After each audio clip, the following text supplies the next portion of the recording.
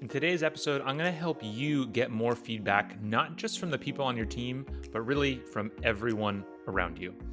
If this is your first time on the show, hello, welcome. My name is Matt Jertson. I am a former Air Force instructor pilot, former head of training and development at SpaceX, and now I am the founder of Better Everyday Studios, a company that helps great engineers become great managers. Feedback is really important. And I'll start with a simple question of, do you think your company has a feedback culture?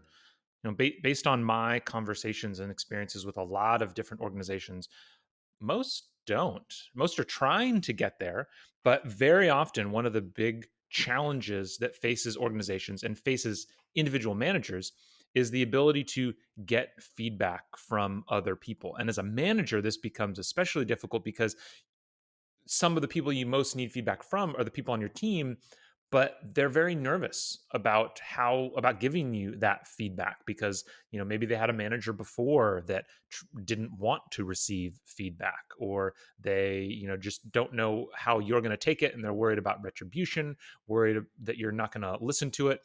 There's all kinds of things that they could be worried about. And so as a manager, you need to work very diligently to make sure you're getting the feedback that you need to make yourself better as a manager, that people are speaking up if they think you have a bad idea, if they think there's a better way to move forward. And most often what we do is we say hey, we're open for feedback, we have an open door policy, and you'll end a one-on-one with a simple question of, hey, do you have any feedback for me? And it's usually kind of like, it's often just like a throwaway thing. They just thought that, hey, do you have any feedback? And we think we're keeping it casual, right? We're just cool, we're casual, we just let me know, how's it going? And that question doesn't really go anywhere, right? It usually says, no, not really, I'm all good. And you're like, sweet, excellent, and the one-on-one's done. And now you're like, great, awesome, nobody has any feedback for me. But they probably do.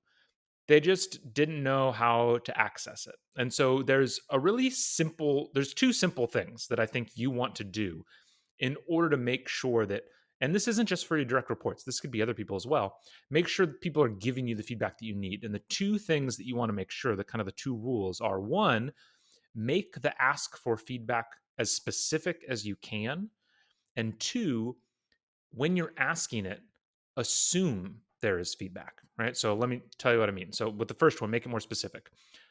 If we start from the question of, do you have any feedback for me? Super broad. Let's narrow it down to, do you have any feedback for how I led that meeting? Or do you have any feedback for how I'm supporting you on this project? Can I support you any better on this project? Those kinds of things, right? So asking, trying to be more specific about what you're asking for feedback on.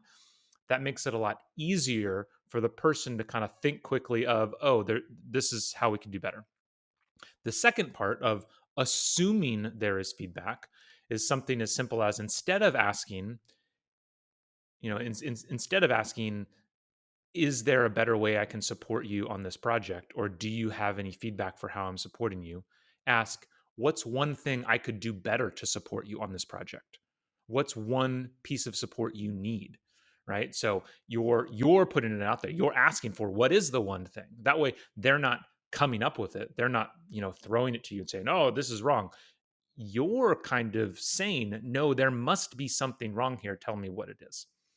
If you can do those two things, I think it's going to be a lot better for just how you're getting this feedback. And then of course, if you want to keep getting feedback, it's really important that you make sure you are clear of, how you receive that feedback is going to be incredibly important. Because if you're, being really specific, hey, what's one way that you could give me, what's one thing I could do better? And then they tell you, and you're, but oh no, I don't know, you're brushing it off, you're not doing it. First, you need to make sure you're taking it in and you're saying, like, thank you, thank them for that feedback, I really appreciate that. I'd ask questions, I'd really like to know more, what do you mean by that? So make sure you're receptive to it, and then make sure you're seeking to understand it so that you really make sure you both know what's going on. And then if you can do those things, then make sure you act on it. Because the other thing that's going to shut down people giving you feedback is if they give you feedback and then you don't do anything with it. Okay, so the first thing is that you want to ask, in a very specific way, in a way that assumes there is feedback. And then once you get that feedback, make sure you're able to receive it, try to understand it, and then act on it. If you can do those things reliably, I guarantee you, you're going to be getting more feedback. And that's really what sets the stage to a feedback culture. Because I think very often when we think about feedback culture, we start with the giving of feedback. How do I give more feedback? Where the receiving of feedback is really your opportunity to showcase how to receive the feedback, that feedback is important, how to ask for feedback. If you as a manager can model that, then it's going to become a more common thing. Because the interesting thing in organizations is that, in any scope of life, people model what's successful. Managers kind of by definition are successful. They've been promoted to the role of manager. And so if you are showcasing a particular behavior, others are going to start to emulate that behavior simply because they know you've been successful in the organization. They want to be successful in the organization. And so they're going to start doing those things. So if you're struggling on your team with feedback and developing feedback culture, or if your organization is working on feedback culture, I would say don't start with giving feedback. Start with helping prepare managers or practicing yourself as a manager receiving feedback. Ask for feedback in a better way, receive that feedback in a better way, act on that feedback.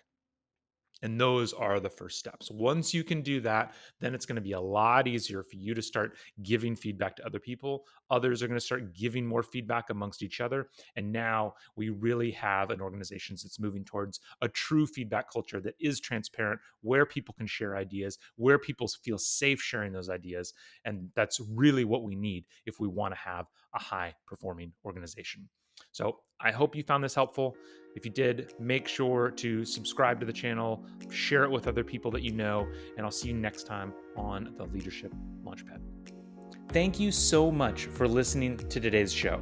If you are looking for help turning your organization's great engineers into great managers, me and my team at Better Everyday Studios would love to help. We deliver targeted and interactive training workshops that are designed to help build the 3 fundamental skills of any new manager: building trust, giving feedback, and setting goals. Reach out to me through matt@bettereverydaystudios.com so we can start making your organization better every day.